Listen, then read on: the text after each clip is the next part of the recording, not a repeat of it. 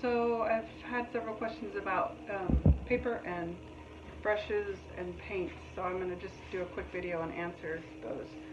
First of all, when you're looking for paper, you want to look for cold pressed, pure cotton, if possible, 140 pound or more. 140 pound means just basically telling you how thick it is. And if it's too thin, then it starts warping and bubbling, and you don't want that on, especially for cards. So this is my favorite one, but it's going to be more expensive. I buy it at Michael's when they used to have that sale. They haven't been doing that. Also, Strathmore is a good watercolor paper, generally speaking. It has a lot less texture than the Arches Aquarelle, and I think those are really my favorite ones. So, but use what you have again. Although I would say when you're looking at brushes, paint, or paper, number one is spend a little more on the paper. It does make a difference. If you're using paper that's buckling and soaking your paint right in, it's just not fun, and you're not going to enjoy the process. And we want you to enjoy the process. The other thing is brushes, and you can use your acrylic brushes if you have some like this.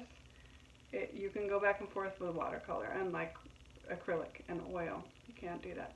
But this is my favorite watercolor brush. It's big and it's pointy. It gets to a nice sharp point, and it's great for washes, big washes.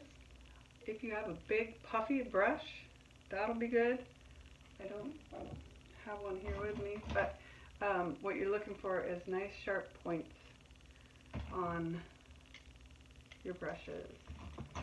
You might use some tiny sharp pointy ones, real small, since we're painting cards, and you might also use some liner brushes, so you can have those handy. You might need a flat, although I don't use that one very often.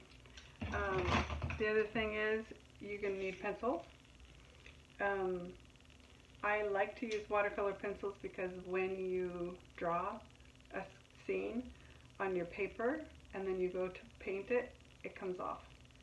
If you're using regular pencil, then you've got a line, and sometimes it shows, and it's really annoying, and you can't get it off after the paint's over the top of it. You can't erase it. So something to think about.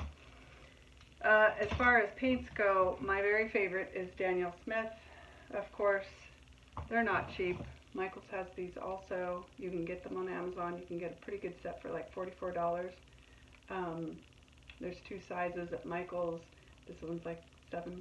This one's like 15, 16, 17, depends on the color. So it's not terrible, and if you really love, doing watercolor, it might be worth it. And the other thing you're going to want to have on hand is just get your paper ready. So I did this just example playing around for cards. I taped it onto a foam core board, so you're going to need something hard, even if it's like a big book, or, well, you don't want it to get wet though. I also have a clipboard. A piece of wood would work, as long as it's smooth.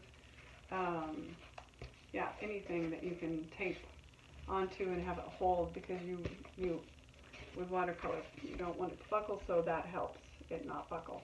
Now, I also had it taped here, but I took that off and noticed it did run, so we're going to have to really be mindful of that. But again, we're going to want, so what you're going to want to do to start with is have your envelope in mind. Whatever envelopes you have, I even like to do, what are those, business envelopes size, and then that's a really cool shape of painting to do.